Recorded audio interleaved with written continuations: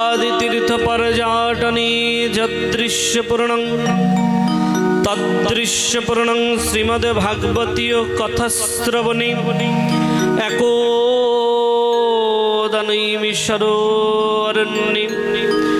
गतो विस्तृतपूर्णे सकल जनगणमन्ये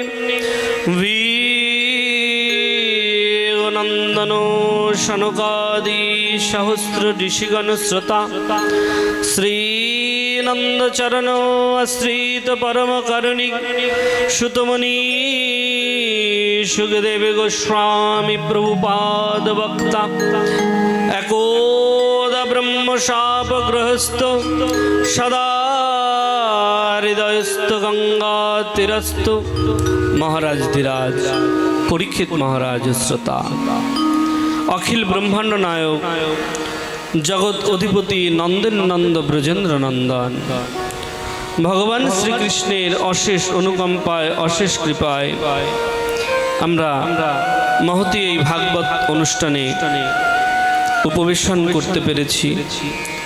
कृष्ण कथा বলার মতো যোগ্যতা আমার নাই। শুনেছি সাধুগুরু বৈষ্ণবের কৃপা আবর্ষণ হলে দুই এক কথা বললেও বলা যেতে পারে।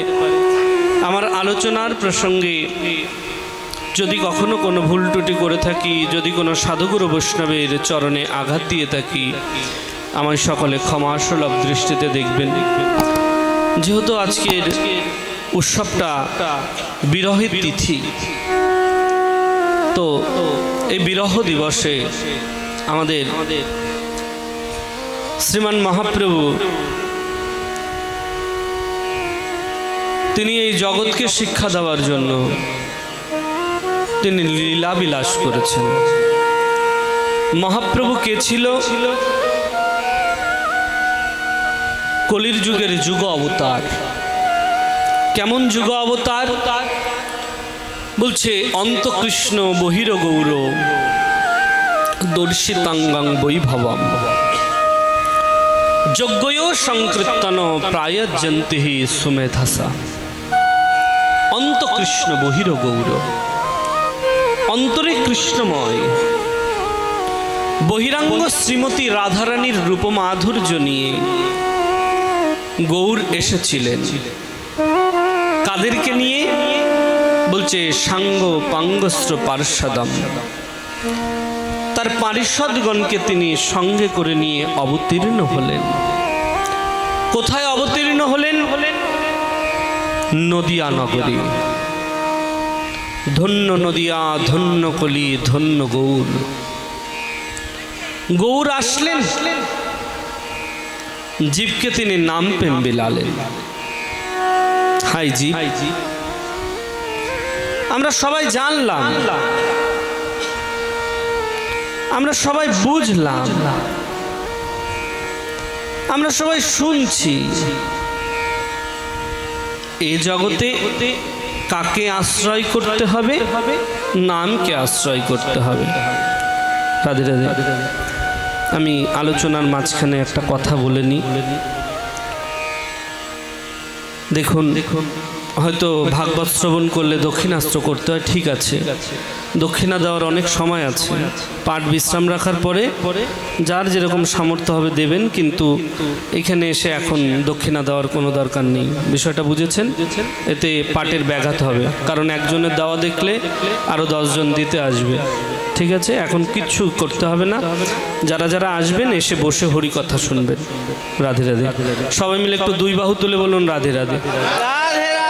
आरो जोरे, आरो जोरे, प्यार से बोलो, प्रेम से बोलो, जय जय श्री राधे। महाप्रभु, এই মহাপ্রভু তিনি জীবকে অকাতরে নাম প্রেম দিলেন। মহাপ্রভু আসলেন নদিয়া নগরী, তিনি শচী গর্ভে অবতীর্ণ হলেন। কিন্তু মহাপ্রভু তার 24 বছর বয়সে তিনি কেশব ভারতীর কাছে গিয়ে তিনি সন্ন্যাস মন্ত্র নিলেন। কেউ জানতেন না মহাপ্রভু সন্ন্যাসী হবেন। মহাপ্রভু কাউকেই বলেননি তিনি সন্ন্যাসী হবেন, কিন্তু তিনি পারতেন জগৎকে কল্যাণ করতে।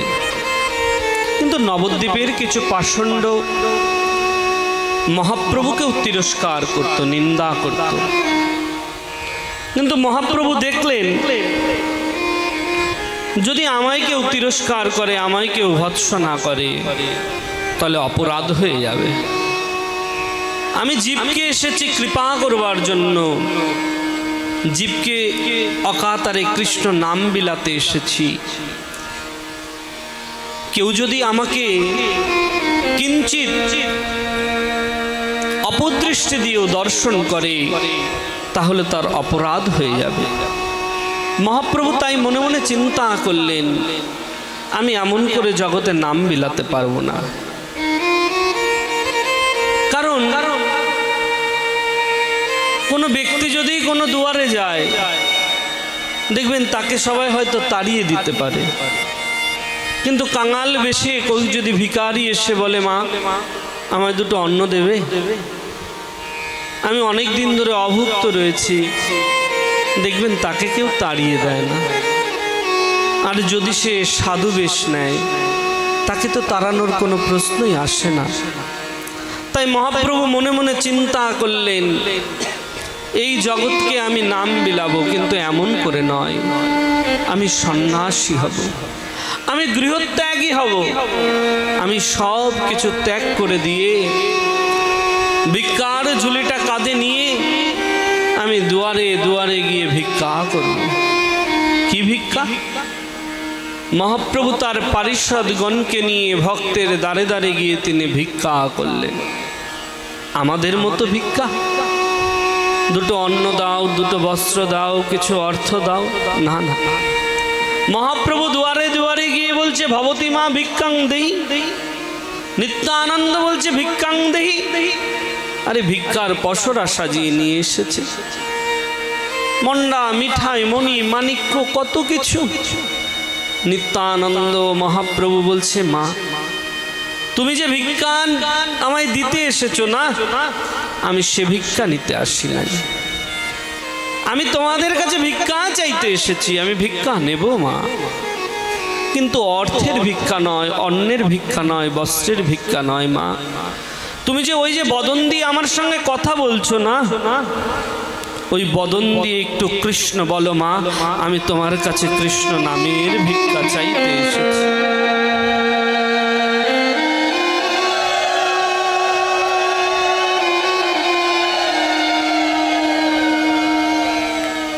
সেই মহাপ্রভু সন্ন্যাসী হলেন কাটোয়ার কেশব ভারতীর কাছে। গুরুদেব তার নামকরণ করে দিলেন। কি নাম? তার নাম ছিল চৈতন্য। কিন্তু কৃষ্ণের প্রতি যার এত প্রেম, তাই ভারতী চিন্তা করলেন তার নাম আর অন্য কিছু হতে পারে না। তাই ভারতী তার নামকরণ করে দিলেন, আজকের থেকে তোমাকে জগতের লোকে জানবে কৃষ্ণ চৈতন্য বলে। তুমি কৃষ্ণ চৈতন্য বলেই জগতে প্রকাশ হবে।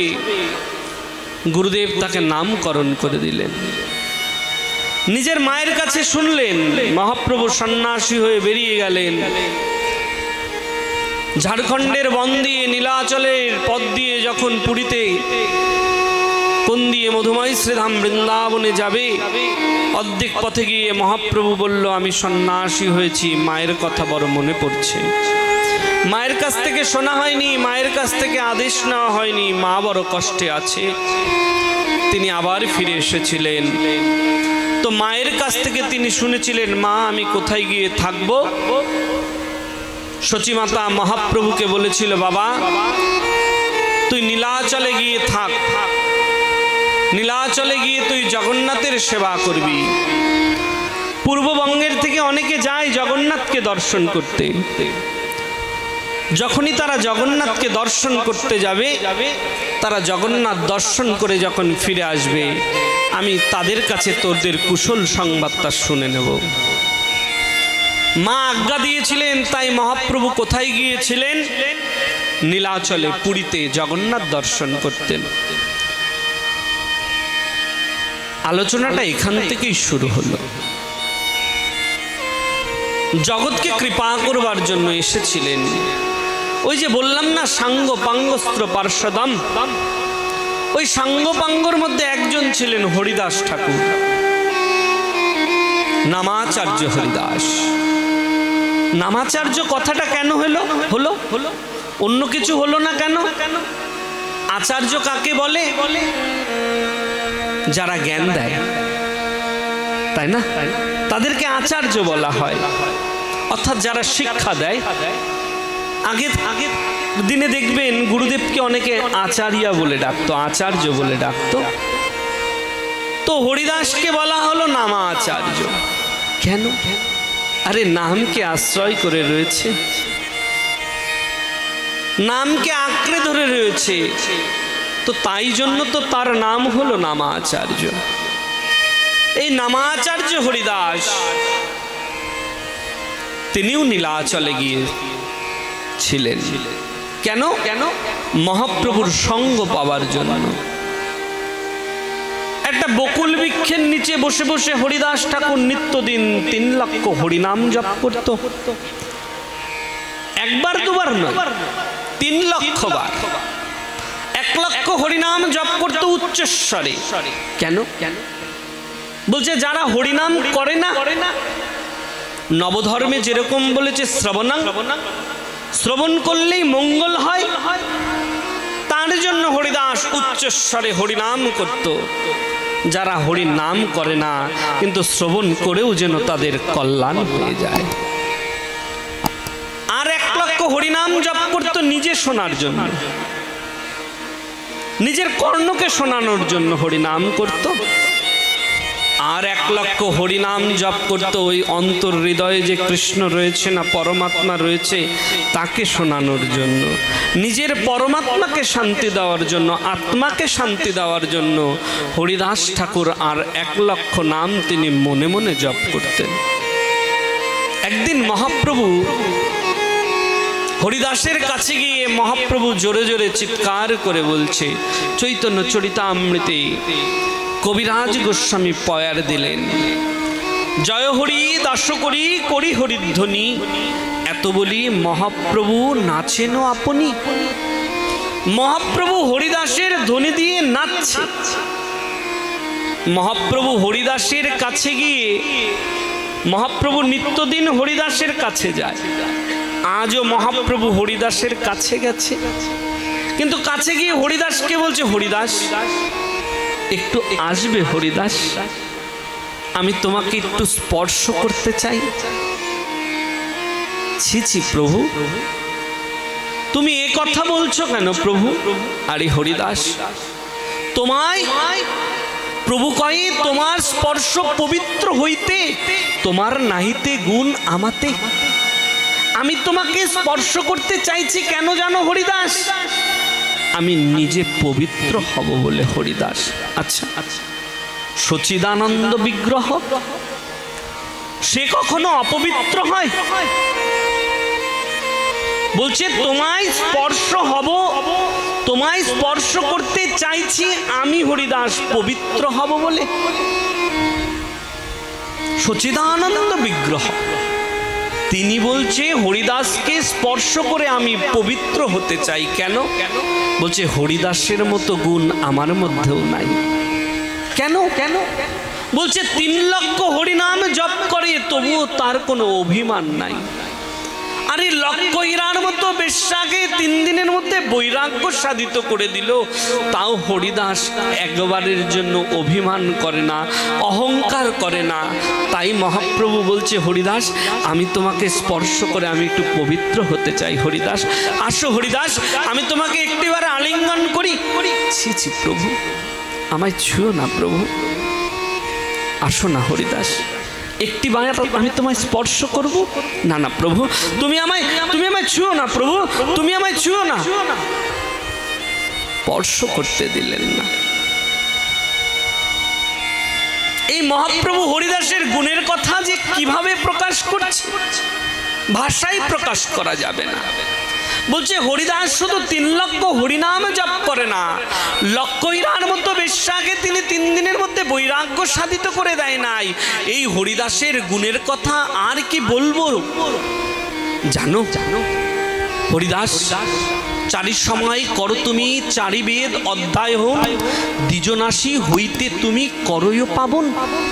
হরিদাস যে কোনোদিন পাঠশালাতে যায় নাই, জীবনে কোনোদিন পঠন পাঠন করে নাই, অধ্যয়ন করে নাই, সেই হরিদাসকে বলছে হরিদাস চারি সময় করো তুমি চারি বেদ অধ্যয়ন। কেন বললেন? বলছে কেউ যদি হরিদাসের মতো নামকে আশ্রয় করে থাকে না, কেউ যদি হরিদাসের মতো নামকে আশ্রয় করে থাকে, তার আর বেদ শাস্ত্র পড়া লাগে না, এমনি এমনি তার সর্ববেদ সর্ব ঐশ্বর্য সর্বজ্ঞানের সে অধিক হয়ে যায়।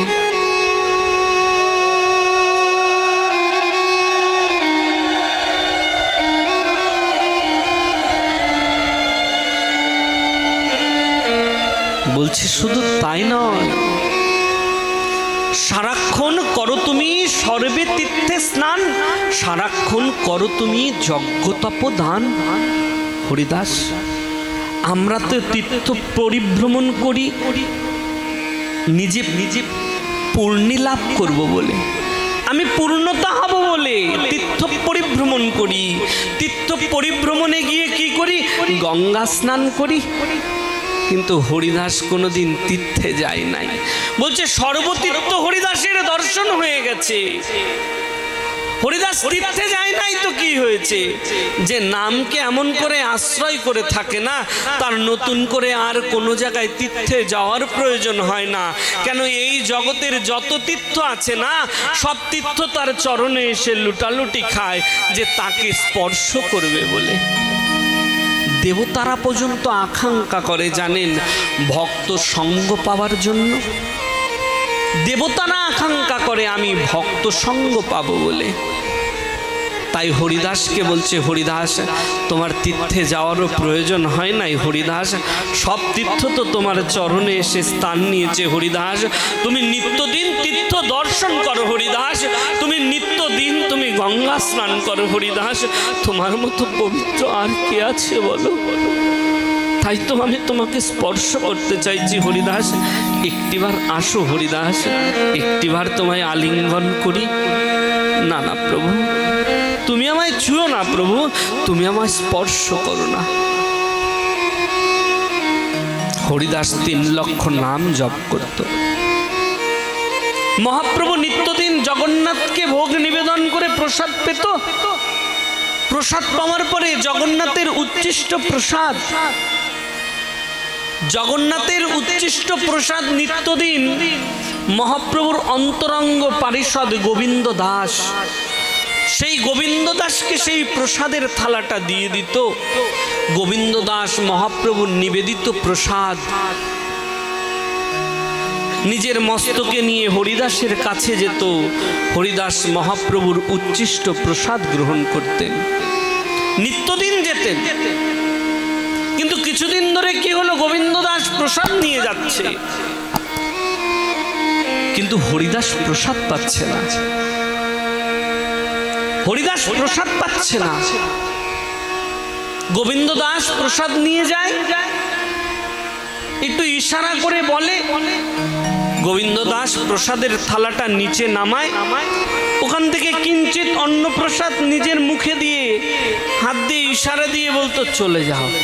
আরে আরে মহাপ্রভু 2-3 দিন দর্শন করলেন, গোবিন্দ দাস প্রসাদ নিয়ে যায়, কিন্তু হরিদাস প্রসাদ পায় না কেন? 1 দিন 2 দিন নয়, অনেক দিন ধরে দেখছি হরিদাস প্রসাদ পাচ্ছে না। মহাপ্রভু ছুটে চলে আসলো জানেন, এসে হরিদাসকে ডাকছে, হরিদাস হরিদাস। আরে প্রভু তুমি এসেছো? আচ্ছা হরিদাস তোমার কিছু হয়েছে? হরিদাস আমি কবিরাজ ডাকবো? হরিদাস তোমার কোনো ব্যাধি হয়েছে? হরিদাস আমি কবিরাজ ডেকে আনি? না না প্রভু, আমার কিচ্ছু হয় নাই তো। আরে কিচ্ছু হয় নাই তো প্রসাদ পাচ্ছ না কেন? 2-3 দিন হয়ে গেল তুমি প্রসাদ পাচ্ছ না। গোবিন্দ দাস আসছে, তুমি প্রসাদের থালাটা ফিরিয়ে দিচ্ছ, আবার বলছো কিছু হয়নি। বলো হরিদাস, আমি ওঝা নিয়ে আসি, কবিরাজ নিয়ে আসি, তুমি যা বলবে আমি তাই নিয়ে আসবো হরিদাস, কিন্তু প্রসাদ কেন পাচ্ছ না? শরীর খারাপ করেছে? বলছে না প্রভু, আমার শরীর খারাপ করে নাই। তাহলে কি হয়েছে বলো হরিদাস? হরিদাস ঠাকুর কি বলছে জানেন? বলছে প্রভু, আমার শরীরও সুস্থ, আমার অসুস্থ বুদ্ধি মন। আমার শরীর সুস্থ প্রভু, কিন্তু মনটা বড় অসুস্থ হয়ে গেছে। আরে আরে বলছো শরীর সুস্থ রয়েছে, মনটা অসুস্থ, তাহলে প্রসাদ কেন পাচ্ছ না? মনের আবার কি হলো হরিদাস? প্রভু বয়স হয়েছে তো, আগের মতো আর হরিনাম করতে পারি না। নিত্যদিন 3 লক্ষ নাম জপ করতে যদি দেরি হয়ে যায়, যদি আমি প্রসাদ পাই, ওই প্রসাদ পেতে গেলে তো আমি 3 লক্ষ হরিনাম করতে পারবো না। আমি তার জন্য প্রসাদ পাই না, আমি তার জন্য প্রসাদ পাই না প্রভু। মহাপ্রভু শোনা মাত্রই না, মহাপ্রভুর নয়ন দিয়ে না প্রেমের ধারাটা বিগলিত হতে লাগলো। আরে হরিদাস, হরিদাস তুমি নামকে এত ভালোবাসো হরিদাস, তুমি নামকে এত ভালোবাসো হরিদাস। প্রভু আমি শুনেছি প্রভু, একটা মনুষ্য জীব যদি 21 দিনও আহার না গ্রহণ করে না, তার নারীটা বেঁচে থাকে প্রভু। দেখো আমি 3 দিন ধরে প্রসাদ পাইনি, তবু আমি বেঁচে আছি, তবু আমি বেঁচে আছি প্রভু। কিন্তু যেদিন আমি একদিন নাম করতে পারবো না প্রভু, সেদিন আমি আর বেঁচে থাকবো না প্রভু। আমার এ দেহে আর প্রাণ থাকবে না প্রভু। মহাপ্রভু কাঁদছে জানে। হরিদাস তুমি নামকে এত ভালোবাসো হরিদাস। প্রভু নাম ছাড়া যে আমার আর কেউ নাই প্রভু, আমার আর কেউ নাই। আমার তো সম্পদই নাম আর ওই কৃষ্ণ চৈতন্য চরণ প্রভু। আমি আর কোন স্থানে যাব বলো? আমার কে বা কার সঙ্গেই বা সম্বন্ধ আছে প্রভু? জানেন কৃষ্ণকে কেমন করে পাওয়া যায়, কৃষ্ণকে কেমন করে পেতে হয়? একদিন সত্যভামা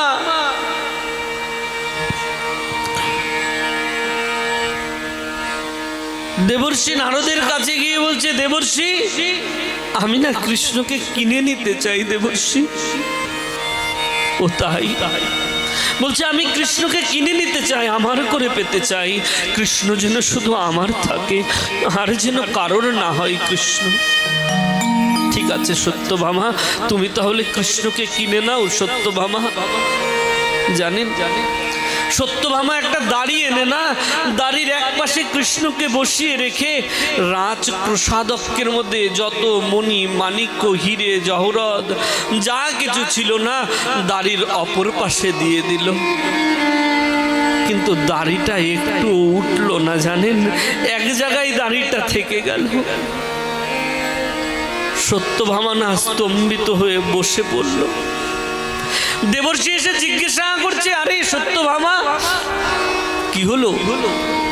বলছে দেবর্ষি আমি কৃষ্ণকে আমার করে পেতে চেয়েছিলাম, আমি কৃষ্ণকে কিনে নিতে চেয়েছিলাম, কিন্তু পারলাম না দেবর্ষি। রাজকোষের মধ্যে যত মণি মাণিক্য হিরে জহরত যা কিছু ছিল সব কিছু দিয়ে দিলাম, কিন্তু কৃষ্ণকে আমার করে পেতে পারলাম না। দেবর্ষি নারদ কি বলছে জানেন? আরে সত্যভামা কৃষ্ণকে কি এমন করে পাওয়া যায় রে? কৃষ্ণকে এমন করে পাওয়া যায় না। দেবর্ষি, আপনি বলুন না আমি কৃষ্ণকে কেমন করে পেতে পারি? বলছে সত্যভামা, যদি কৃষ্ণকে সারা জীবনের জন্য পেতে হয় না, তাহলে একটা তুলসী পত্র নিয়ে ওই নয়নের জল দিয়ে তুলসী পত্রের মধ্যে হা কৃষ্ণ বলে অর্পণ করে দাও, কৃষ্ণ তোমার হয়ে যাবে।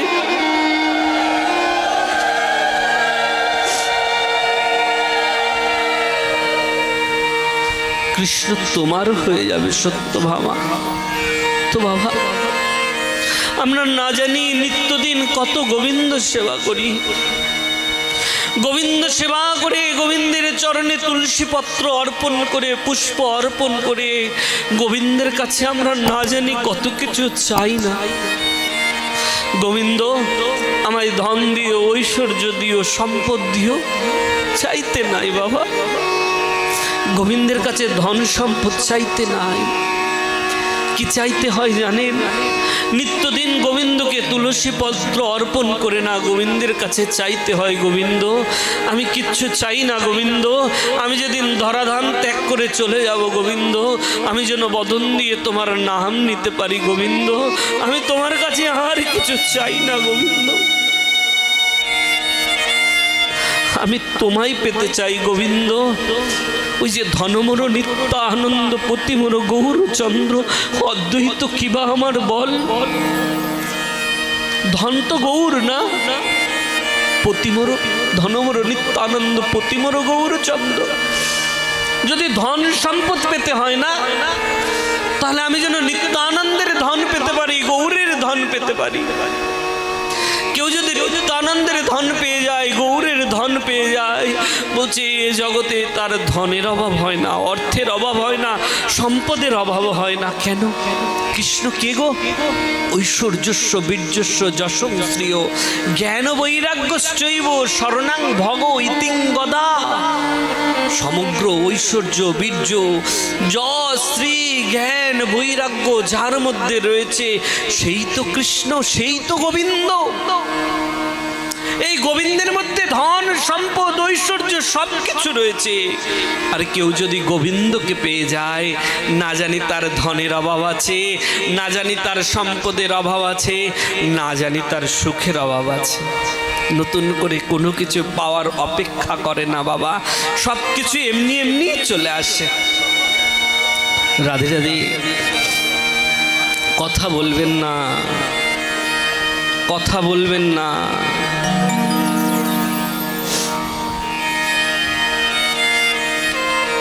তাই হরিদাস কি বলছে? প্রভু শরীর অসুস্থ, অসুস্থ বুদ্ধি মন প্রভু। মহাপ্রভু হরিদাসের দিকে তাকিয়ে রয়েছে। হরিদাস কিছু বলবে তুমি? হরিদাস কিছু চাইবে? হরিদাস তুমি? হে আমার প্রাণের ঠাকুর, প্রাণের দেবতা, জীবনে কোনোদিন চাওয়ার সৌভাগ্য হয় নাই তো, আজকে তুমি যেহেতু বলছো অভয় দাও, আমি যা চাইব তুমি আমায় তাই দেবে। কথা দিলাম হরিদাস, তুমি আমার কাছে যা চাইবে আমি তোমায় তাই দেব হরিদাস। কথা দিলে তো?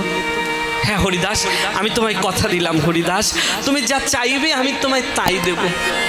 প্রভু আমি ওই দিনটা আর দেখতে চাই না প্রভু। হরিদাস তুমি কোন দিনের কথা বলছো হরিদাস?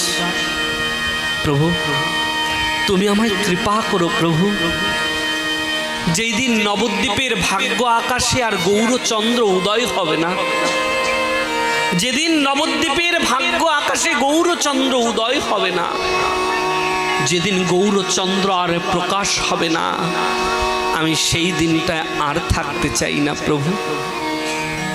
প্রভু আমি যেন তুমি যাওয়ার আগে আমি যেন চলে যেতে পারি প্রভু, আমি যেন তুমি যাওয়ার আগে আমি চলে যেতে পারি প্রভু, আমি তোমার কাছে কিচ্ছু চাই না প্রভু। মহাপ্রভু মনে মনে চিন্তা করতে লাগলেন, আরে আমি লীলা সম্বরণ করব এই কথা তো আমি কাউকে জানাইনি, কিন্তু হরিদাস জানলো কেমন করে? বলছে এটাই তো তত্ত্ব না? ভক্তই একমাত্র ভগবানের মনের খবর রাখে। ভগবানের নতুন করে কিছু বলতে হয় না, ভক্ত আগে থাকতেই সব কিছু বুঝে যায়। তাই হরিদাসও বুঝে গেছে যে মহাপ্রভু বেশি দিন আর থাকবেন না। তাই বলছে, প্রভু যেদিন তুমি থাকবে না আমি সেই দিনটা দেখতে চাই না, আমি যেন তুমি যাওয়ার আগে চলে যেতে পারি প্রভু। মহাপ্রভু মনে মনে বলছে, আরে সতী নারীর পতি চলে গেলে সতী নারী বেশি দিন বাঁচে না। বাঁচে গো? সতী নারীর পতি চলে গেলে সে কি বেশি দিন বাঁচে? তাই বলছে, তুমি চলে গেলে কি হরিদাস আমি বসে থাকবো? আরে হরিদাস, এই কথা আমায় বলছো কেন হরিদাস? জগন্নাথের কাছে বলো, আমার কাছে চাইছো কেন? আর কিছু বলবে? বলছে, প্রভু জীবনে কোনোদিন চাইতে পারি নাই তো আর চাওয়ার সুযোগ পেয়েছি। আর একটা ইচ্ছা ছিল প্রভু, আমি যেদিন ধরাধাম ত্যাগ করব না, আমি যেন ওই কৃষ্ণ চৈতন্যের চরণটা দর্শন করতে করতে, ওই কৃষ্ণ চৈতন্যের বদন দর্শন করতে করতে আমি যেন ধরাধামটা ত্যাগ করতে পারি প্রভু। আমি আর কিছু চাই না তোমার কাছে। হরিদাস, যা যাওয়ার তুমি জগন্নাথের কাছে চেয়ে নিও। একবারের জন্য বললো না যে আমি তোমার মনের ইচ্ছা পূর্ণ করব। বলছে জগন্নাথকে বলো। মহাপ্রভু চলে গেল জানেন। মহাপ্রভু তার পরের দিন স্বরূপ দামোদর, বক্রেশ্বর পণ্ডিত, রায়, রামানন্দ সবাইকে নিয়ে মহাপ্রভু এসেছে। সবাইকে নিয়ে মহাপ্রভু একটু তাড়াতাড়ি চলে এসেছে হরিদাসের কাছে। জগন্নাথ তো দর্শন করলেন না আজকে মহাপ্রভু বেশিক্ষণ ধরে, শুধু জগন্নাথকে একটু দর্শন করে তার পারিষদগণকে সঙ্গে করে নিয়ে তিনি হরিদাসের কাছে চলে আসলেন।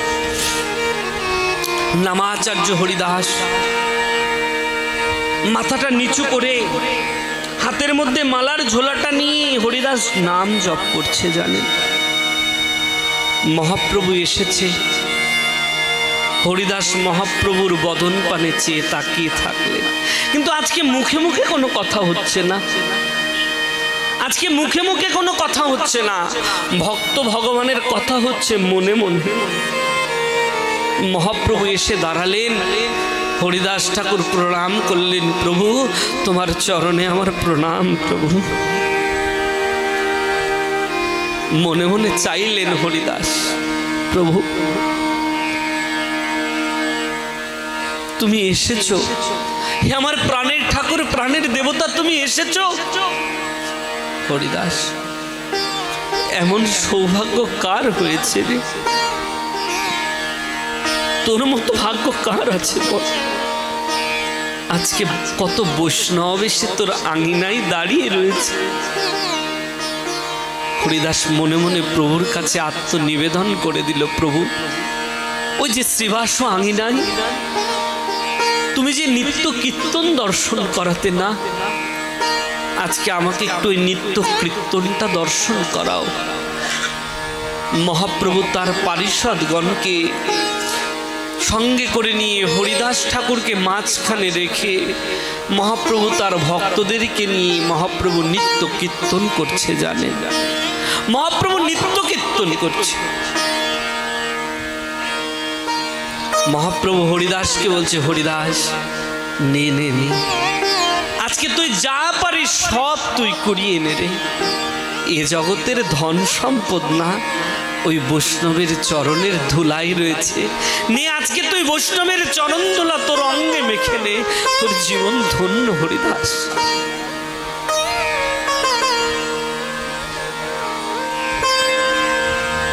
মহাপ্রভু নিত্য কীর্তন করতে করতে যখন হরিদাসের সম্মুখে গিয়ে দাঁড়ালো না, হরিদাস ঠাকুর মহাপ্রভুর বদন পানে চেয়ে চরণটাকে স্পর্শ করে হরিদাস বদন দিয়ে কৃষ্ণ চৈতন্য নাম উচ্চারণ করতে করতে মহাপ্রভুর চরণের মধ্যে নিজের দেহটাকে সঁপে দিল জানে।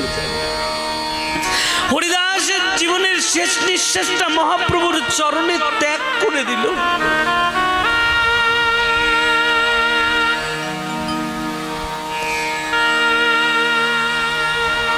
আছে, যে সারা জীবন ধরে হরে কৃষ্ণ কৃষ্ণ কৃষ্ণ হরে হরে, হরে রাম রাম রাম হরে হরে 3 লক্ষ হরিনাম করে গেল, কিন্তু যাওয়ার আগে কৃষ্ণ চৈতন্য নাম উচ্চারণ করতে করতে দেহত্যাগ করলো কেন?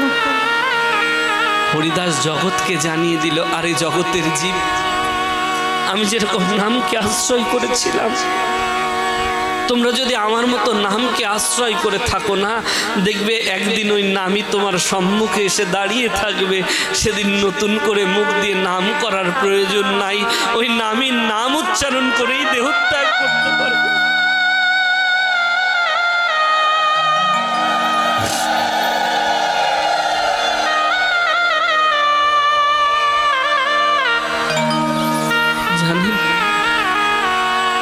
মহাপ্রভু স্তম্ভিত হয়ে দাঁড়িয়ে থাকে। স্বরূপ দামোদর বক্রেশ্বর পণ্ডিত রায় রামানন্দ মহাপ্রভুকে এসে বলছে, প্রভু হরিদাস আর নাই, চলো হরিদাসের শেষকৃত্যটা আমরা করি। মহাপ্রভু সবাইকে বারণ করে দিল, না, তোমাদের কাউকে আমার প্রয়োজন নাই। জানো, আজকে হরিদাসের ইচ্ছা পূরণের দিন নয়, আজকে হরিদাসের ইচ্ছা পূরণের দিন নয়, আজকে আমার ইচ্ছা পূরণের দিন। আমি এর আগে বহুবার হরিদাসকে স্পর্শ করতে চেয়েছি, কিন্তু অস্পৃশ্য বলে সারা জীবন ধরে দূরে সরে গেছিল, একটিবারও স্পর্শ করতে দেয় নাই। আমার হরিদাসকে তোমরা কেউ স্পর্শ করবে না, আমার হরিদাসকে আমি নিজে স্পর্শ করব। কি ভাগ্য বলুন!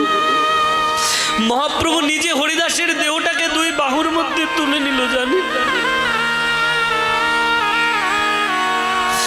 2 বাহুর মধ্যে মহাপ্রভু হরিদাসের দেহটাকে নিয়ে পারিষদগণকে বলছে, জানো, আমার হরিদাসের গুণের কথা আজ পর্যন্ত আমি কাউকে বলি, আমার হরিদাসের গুণের কথা কেউ জানে না। একদিন ফুলিয়ার পূর্ণিমার রাত্রি ওই সুরধনী গঙ্গার তীরে বসে বসে হরিদাস নাম জপ করছে। স্বয়ং মায়া দেবী এসেছিল হরিদাসের কাছে, হরিদাসের মধ্যে মায়ার প্রভাব প্রচার করবে, হরিদাসের দেহের মধ্যে মায়ার বিস্তার করবে, কামের বিস্তার করবে। স্বয়ং মায়াদেবী এসে হরিদাসের কাছে এসে দাঁড়িয়ে থাকলো। 3 দিন ধরে এসে মায়াদেবী দাঁড়িয়ে রয়েছে, আর হরিদাস 3 দিন ধরে মায়াদেবীকে নাম শ্রবণ করাচ্ছে। একটিবারও মায়াদেবীর বদন পানে চেয়ে দেখে নাই। 3 দিন অন্তরে স্বয়ং মায়াদেবী ধুলাই গড়াগড়ি খেতে খেতে হরিদাস ঠাকুরকে বলছিল, হে হরিদাস, আমি ত্রেতাতে রাম নামের দীক্ষা নিয়েছি, আমি রাম মন্ত্রে দীক্ষিত হয়েছি। জানো হরিদাস, আমি স্বয়ং মহাদেবের মস্তকে আগুন জ্বালিয়ে দিয়েছিলাম, স্বয়ং ব্রহ্মার মধ্যে কামের বিস্তার করেছিলাম, কিন্তু তোমায় পারলাম না হরিদাস। স্বয়ং মায়াদেবী হরিদাসের চরণাশ্রয় গ্রহণ করেছিল, স্বয়ং মায়াদেবীকে হরিদাস দীক্ষা মন্ত্র দিয়ে মায়াদেবীকে শিষ্য বানিয়েছিল। এই কথা এ জগতে আমি কোনোদিন কাউকে বলি। আমার হরিদাসের গুণের কথা আর কি বলবো। একদিন শ্রীবাস আঙিনায় আমি সবাইকে কৃপা করছি, অধুরে অধুরে হরিদাস দাঁড়িয়ে রয়েছে আর নাম জপ করছে। যে যা চাইছে আমি তাদেরকে তাই দিয়ে দিচ্ছি। ভক্ত আমার কাছে যা চাইছে আমি তাই দিয়ে দিচ্ছি। কেউ বলছে প্রভু তোমার যুগল রূপটা দর্শন করতে চাই, কেউ বলছে প্রভু ওই সরভুজ রূপটা একটু দর্শন করাও। যে যা চাইছে আমি তাদের মনের ইচ্ছা পূর্ণ করে দিচ্ছি, কিন্তু আমার হরিদাস তো আসছে না। অধুরে হরিদাস দাঁড়িয়ে দাঁড়িয়ে নাম জপ করছে। আমি হরিদাসকে ডাকলাম, হরিদাস হরিদাস ওইখানে দাঁড়িয়ে রয়েছে কেন? হরিদাস আছো, আসো হরিদাস, কাছে আসো।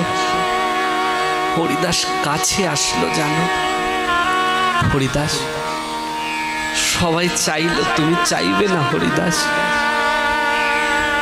প্রভু আমি তোমার কাছে কিচ্ছু চাই না প্রভু। হরিদাস সবাইকে কৃপা করেছি হরিদাস, সবাই চাইলো তুমি চাইবে না হরিদাস। প্রভু আমি তোমার কাছে কিচ্ছু চাই না প্রভু, যদি দিতে হয় আমায় তুমি কৃপা করো প্রভু, আমি যেন নামকে আশ্রয় করেই থাকতে পারি প্রভু, আমার কি বা প্রয়োজন বলো। বলছে না হরিদাস, সবাই চাইলো তুমি চাইবে না হরিদাস। চাও হরিদাস, যা চাইবে আমি তোমায় তাই দেব হরিদাস। হরিদাস চাইতে যে তোমাকে হবেই হরিদাস। হরিদাস বুঝে গেল আমি যতক্ষণ না চাইব প্রভু আমাকে ছাড়বে না, কিন্তু সত্য করিয়ে নিল হরিদাস। বলছে প্রভু কথা দাও, আমি যা চাইব তাই দেব। কথা দিলাম হরিদাস, তুমি যা চাইবে আমি তোমায় তাই দেব হরিদাস। না না প্রভু এমন করে বললে হবে না, আগে তুমি ত্রিসত্য করে কথা দাও, আমি যা চাইব তাই দেবে। হরিদাস হরিদাস পরের জন্মে তুমি যদি রাজা হতে চাস আমি তোকে রাজা বানিয়ে দেবো হরিদাস। বল কি চাইছিস হরিদাস? তুই যদি স্বর্গের রাজা হতে চাস না আমি তোকে স্বর্গের রাজা বানিয়ে দেবো হরিদাস। না না প্রভু আমি রাজা হতে চাই না, কি চাইছিস বল। চাও হরিদাস? প্রভু এ জন্মে মনুষ্য জীবন লাভ করেছি তো প্রভু, আমি পরের জন্মে আর মনুষ্য কুলে জন্ম নিতে চাই না। কি চাইছিস হরিদাস? প্রভু তুমি আমায় কৃপা করো প্রভু, আমি যেন পরের জন্মে পরের জন্মে কি হবে হরিদাস? প্রভু আমি পরের জন্মে না কুকুর হয়ে জন্মাতে চাই, আমায় তুমি কৃপা করো প্রভু, আমি যেন পরের জন্মে কুকুর হয়ে জন্মাতে পারি। মহাপ্রভু চিৎকার করে বলছে হরিদাস হরিদাস এ তুই কি চাইলি হরিদাস? তুমি কেন চাইলে হরিদাস? এমন করে কেউ কোনোদিন চাই হরিদাস? কেন চাইলে? ওই যে প্রভুর কাছে ত্রিসত্য করিয়ে নিয়েছে না, তাই মহাপ্রভু স্তম্ভিত হয়ে গেল। কেন চাইলে হরিদাস? প্রভু মনের মধ্যে বড় বাসনা জেগেছে আমার প্রভু। কি তোমার এমন বাসনা হরিদাস? প্রভু মনুষ্য কুলে জন্ম নিলে মনুষ্য মাত্র অহংকার হয় না, মনুষ্য মাত্রই তো জীবের অহংকার হয়। প্রভু আমি পরের জন্মে কুকুর হয়ে জন্মাতে চাইছি কেন জানো প্রভু? আমার মধ্যে যেন অহংকার বিরাজ না করে, মনের মধ্যে বড় লোভ হয়েছে প্রভু। ওই যে বৈষ্ণব যখন ভক্তের দুয়ারে গিয়ে ওই যে বৈষ্ণব প্রসাদ গ্রহণ করবে না, প্রসাদ গ্রহণ করার পরে যখন উচ্ছিষ্ট প্রসাদগুলো পড়ে থাকবে, ভক্ত গিয়ে উচ্ছিষ্ট প্রসাদগুলো নিয়ে কি করবে? আদারের মধ্যে ফেলে দেবে। আমি যদি কুকুর হয়ে জন্মাতে পারি প্রভু, আমি আদারের মধ্যে গিয়ে ওই বৈষ্ণবের এঁঠো প্রসাদ আমি আমার জিহ্বা দিয়ে চেটে চেটে গ্রহণ করব প্রভু।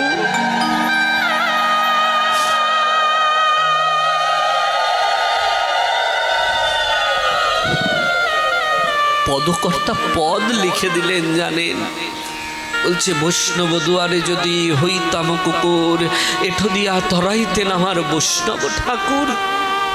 আরে জন্মটা যেন আমার সার্থক হয়, যদি জন্মটা হয় না যেন আমার ওই বৈষ্ণব কুলে জন্ম হয়, যদি বৈষ্ণব কুলেও জন্ম না হয় আমি যেন বৈষ্ণবের গৃহের পাশের কুকুরও হয়েও জন্মাতে পারি, তাহলেও আমার জীবনটা ধন্য হয়ে যাবে।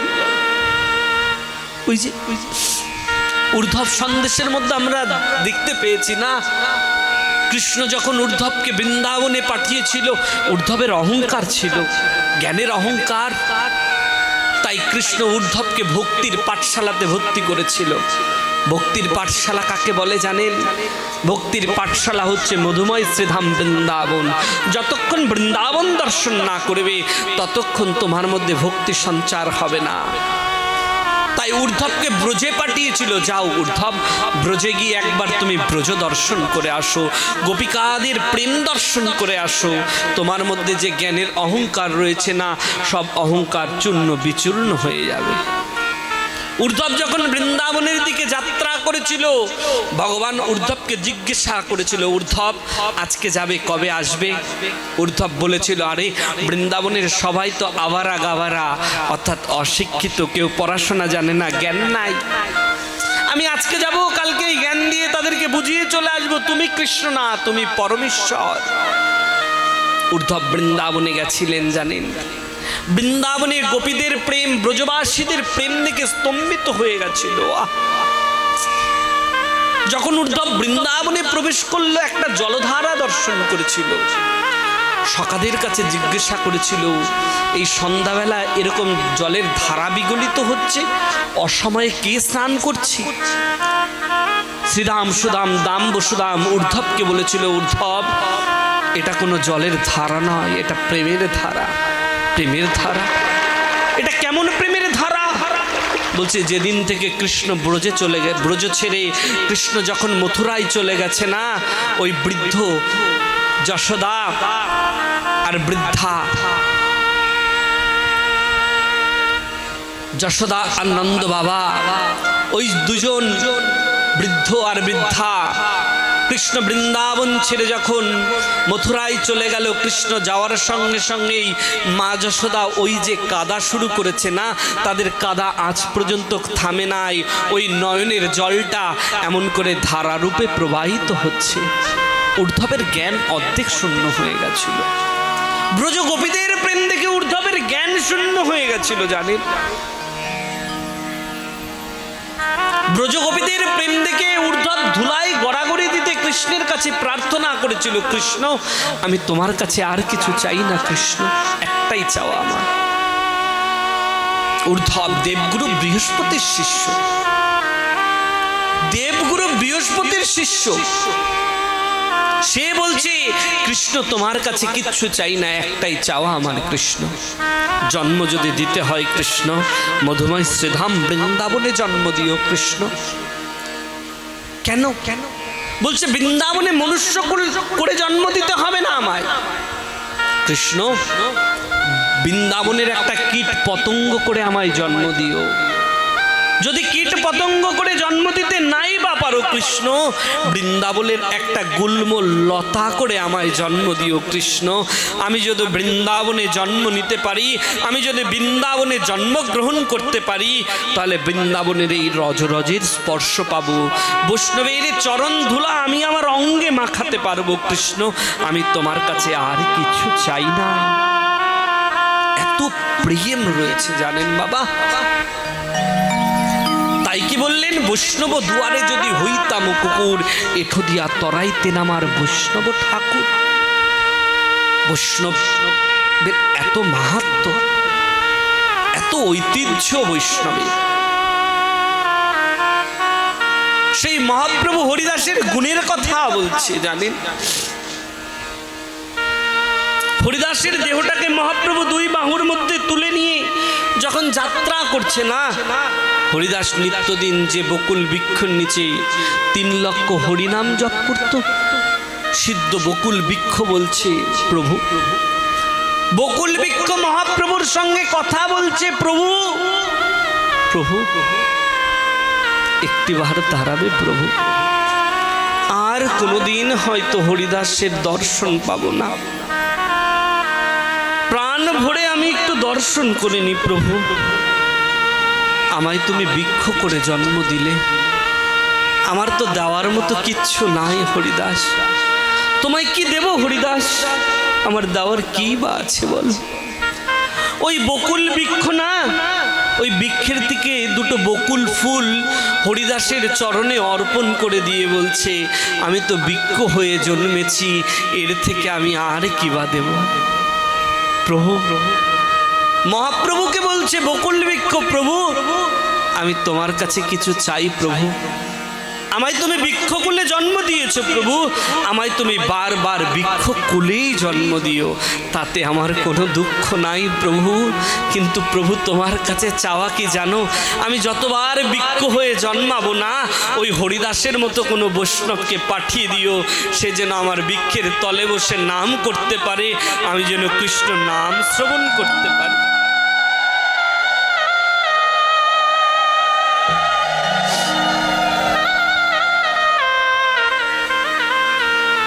জানেন, মহাপ্রভু হরিদাসের দেহটা নিয়ে গেল সমুদ্রে।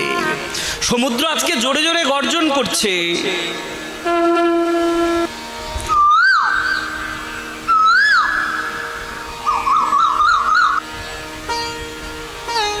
মহাপ্রভু কি বলছে জানেন সমুদ্রকে, আরে সমুদ্র তুই তীর্থ ছিলি রে, কিন্তু আজকে তুই মহাতীর্থ হয়ে গেলি। তুই তীর্থ ছিলি, আজকে হরিদাসের স্পর্শ পেয়ে তুই মহাতীর্থ হয়ে গেল। তুই আজ পবিত্র হয়ে গেলি, হরিদাসের স্পর্শ পেয়ে তুই পবিত্র হয়ে গেলি।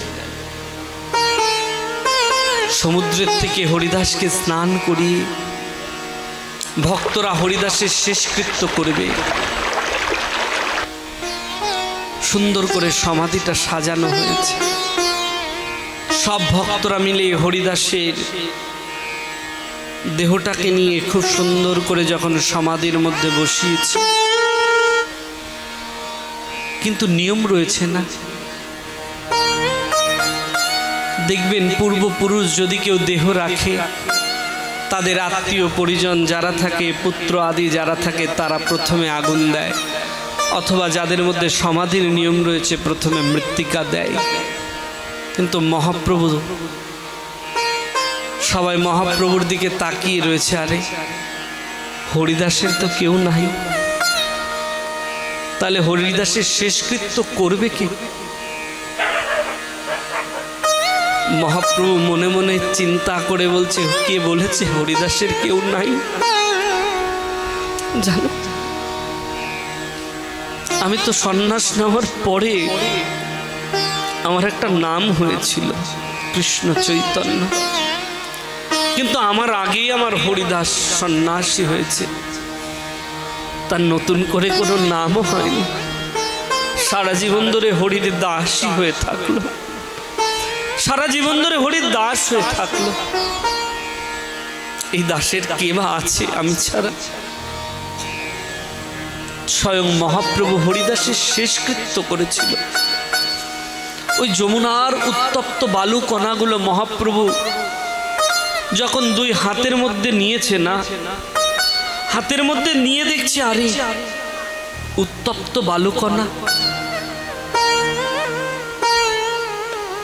কেমন করে আমি দিই? আমার হরিদাসের বদনের মধ্যে এই উত্তপ্ত বালুগুলো আমি কেমন করে দিই? মহাপ্রভু ওই বালু কণাগুলোকে হাতের মধ্যে নিয়ে না, মহাপ্রভুর নয়নের জল দিয়ে বালুগুলোকে শীতল করে, মহাপ্রভু নয়নের জল দিয়ে ওই বালুকণাগুলোকে শীতল করে হরিদাসের দেহের মধ্যে বালুগুলোকে দিয়ে হরিদাসের শেষকৃত্যটা করল। কিন্তু এখানেই তো শেষ হলো না, এখন বৈষ্ণব সেবা করাতে হবে না, তাই না? কিন্তু বৈষ্ণব সেবা করাবে সামর্থ্য কোথায়?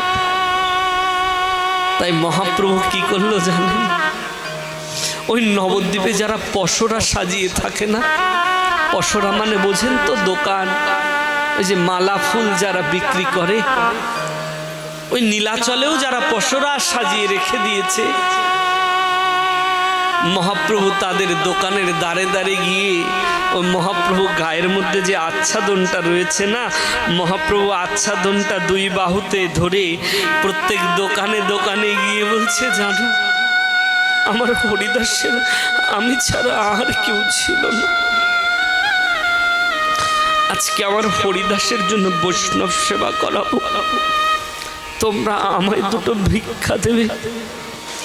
স্বয়ং কৃষ্ণ চৈতন্য সে কিনা ভক্তের জন্য ভিক্ষা করছে। বৈকুণ্ঠের থেকে লক্ষ্মী ঠাকুরানী বলছে, আরে প্রভু, আমি তোমার চরণের দাস, আমি জগতের ধন ঐশ্বর্য সম্পদকে আমি ধারণ করে রয়েছি, আমায় তুমি একটিবার বলতে, আমি এই জগতের সব ধন তোমার চরণে লুটিয়ে দিতাম, সেই ধন নিয়ে তুমি হরিদাসের বৈষ্ণব সেবা করতে। কিন্তু মহাপ্রভু তাও চান নাই, জানে, ভক্তদের দ্বারে দ্বারে গিয়ে ভিক্ষা করে হরিদাসের বৈষ্ণব সেবা করিয়েছিল। এমন কৃপা এ জগতে কে পেয়েছে বলুন? যে এরকম কৃপা পায় না, বলছে তার জীবন ধন্য হয়ে যায়। বাবা, জীবনে যদি কৃপা পেতে হয় না, যেন কৃপাটা এমন করেই আমরা পাই। জীবনে যদি কিছু পেতে হয় না, যেন বৈষ্ণবের কৃপা পাই। জানেন বাবা, হ্যাঁ, ধন ঐশ্বর্য সম্পদ, ধন সম্পদ আমাদের প্রয়োজন, নিত্য দিনের জন্য প্রয়োজন, কিন্তু এটার প্রতি কখনো আসক্ত হতে নাই গো। কেন আসক্ত হতে নাই? আজকে যে ধন তোমার আছে, কালকে ওই ধন তোমার থাকবে না, ওটা কারোর সম্পদ হয়ে যাবে। এ জগতে যা কিছুই আসুক না কেন, যেটা আজকে আমার রয়েছে সেটা কালকে আমার থাকবে না, সেটা অন্য কারোর হয়ে যাবে। কিন্তু জানেন বাবা, এ জগতের সব ধন অন্য কারোর হয়ে যায়, কিন্তু কৃষ্ণ ধন অন্য কারোর হয় না। কেউ যদি একবার কৃষ্ণ ধন অর্জন করে না, বলছে তুমি যে ধন অর্জন করেছো সেই ধন তোমার কাছেই থেকে যাবে, সেই ধনের থেকে কিঞ্চিত ধন ক্ষুণ্ণ হবে না। তাই যদি জীবনে যদি ধন পেতে হয় না, যেন আমরা কৃষ্ণ ধনের ধনী হতে পারি, আমরা যেন কৃষ্ণ নামের ধন সম্পদের প্রেম অর্জন করতে পারি। যদি চাইতে কিছু হয়, গোবিন্দের কাছে এটাই চাইতে হয়, গোবিন্দ আমি যেন তোমায় পেতে পারি, গোবিন্দ আমি যেন তোমায় পেতে পারি, গোবিন্দ আমি যেন তোমাকে আশ্রয় করে থাকতে পারি, গোবিন্দ।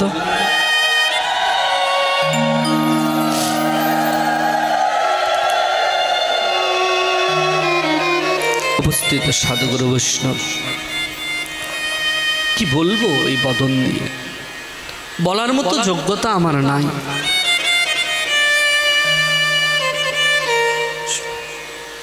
শুধু সাধুগুরু বৈষ্ণবের কৃপা আর গুরুদেবের কৃপাটা নিয়ে আমিও এই ভক্ত সঙ্গ করতে আসি। তো বাবা, এতক্ষণ আমরা গৌরলীলা আস্বাদন করলাম, গৌরচরণে শরণ নিয়ে আমরা মধুময় শ্রীধাম বৃন্দাবনে প্রবেশ করব। বৃন্দাবনের যতক খেলা সর্বোত্তম নরলীলা, গোপবেশে বেণুকর নব কৌশল নটবর, রাখালিয়া বেশে আমার নন্দের নন্দ ব্রজেন্দ্র নন্দন। ভগবান শ্রীকৃষ্ণ যত লীলা করেছেন, এই লীলার মধ্যে শ্রেষ্ঠ উত্তম লীলাই হচ্ছে গোপবেশে বেণুকর, অর্থাৎ রাখালিয়া বেশে। আমরা সবাই মধুময় শ্রীধাম বৃন্দাবনে প্রবেশ করছি। বৃন্দাবনে কৃষ্ণকে সুখ দেওয়ার জন্য, প্রীতি করবার জন্য আমরা সকলে মিলে একটু রাধানামীর জয়ধ্বনি দিয়ে আমরা সবাই ভাগবতের লীলা কথা শ্রবণ করব। সবাই দুই বাহু তুলে বলবেন রাধে রাধে, উলুধ্বনি দেবেন না, সবাই দু বাহু তুলুন, সবাই মিলে বলুন রাধে রাধে। আরো জোরে, উলুধ্বনি দিতে বারণ করেছি, আরো জোরে, प्यार से बोलो, प्रेम से बोलो, बोलो ना जय जय श्री राधे রাধে রাধে। তো বাবা, আমরা সবাই এখন মধুময় শ্রীধাম বৃন্দাবনে প্রবেশ করব। তো বৃন্দাবনে তো এমনি এমনি যাওয়া যায় না, বৃন্দাবনে যেতে গেলে কি করতে হয়? নাম করতে করতে আমাদের সবার বৃন্দাবনে যেতে হয়। তো কৃষ্ণকে সুখ দেওয়ার জন্য আমরা সবাই একটু রাধারানীর গুণকথা, রাধারানীর মহিমা কথা বলতে বলতে আমরা সবাই মধুময় শ্রীধাম বৃন্দাবনে যাচ্ছি। একসাথে আমরা সবাই কীর্তন করতে করতে যাব। সঞ্জিত জানতাই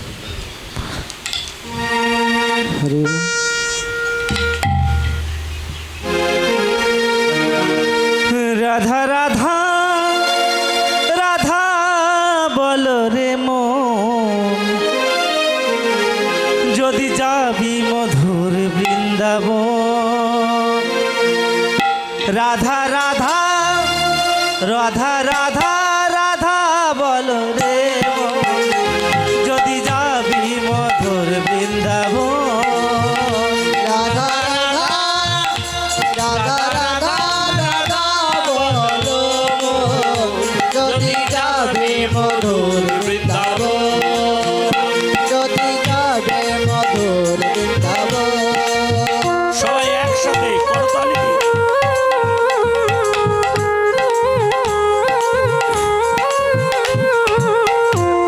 সবাই তালি সেবা করে ভগবানের কোনো কথা বলতে বলতে আমরা সবাই মিলে বৃন্দাবনে প্রবেশ করব।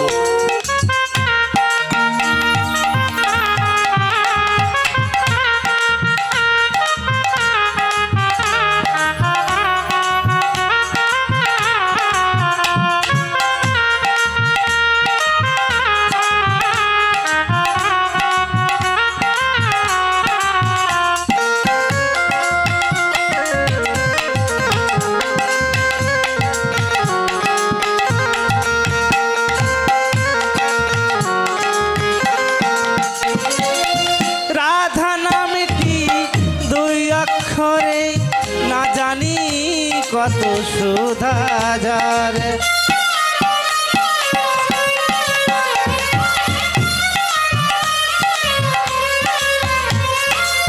রাধা নামটি দুই অক্ষরে না জানি কত সুধা ধরে। এই রাধা নামটি দুই অক্ষরে না জানি কত সুধাজারে। রাধা নামটি দুই অক্ষরে না জানি কত সুধা ধরে। রাধা রাধা ও রাধা রাধা রাধা রাধা রাধা বলো রে মন, যদি যাবি মধুর বৃন্দাবন। রাধা রাধা রাধা রাধা রাধা বলো যদি যাবে মধুর বৃন্দাবন, যদি যাবে মধুর বৃন্দাবন।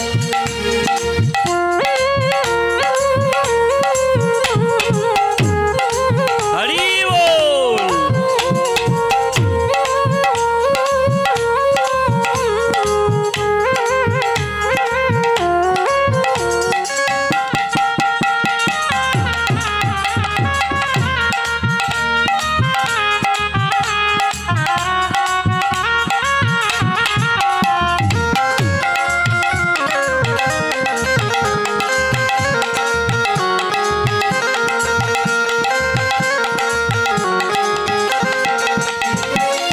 বৃন্দাবনের তরুলতা সবাই বলে রাধা রাধা রাধা।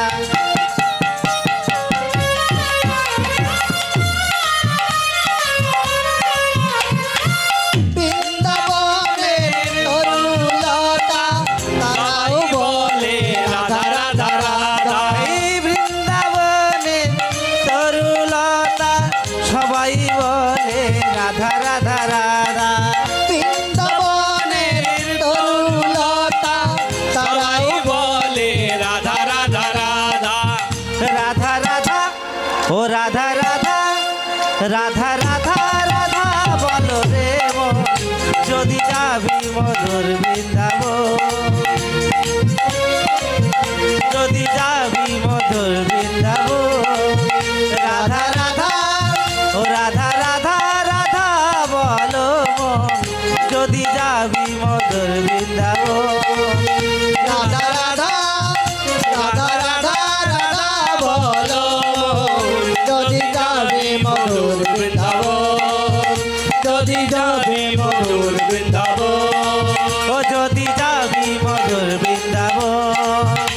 যদি যাবি মধুর বৃন্দাবন যদি যাবি মধুর বৃন্দাবন যদি যাবি মধুর বৃন্দাবন যদি যাবি মধুর বৃন্দাবন। বলো না। রাধা রানী কি, রাধা রানী কি, শ্যাম সুন্দর কি।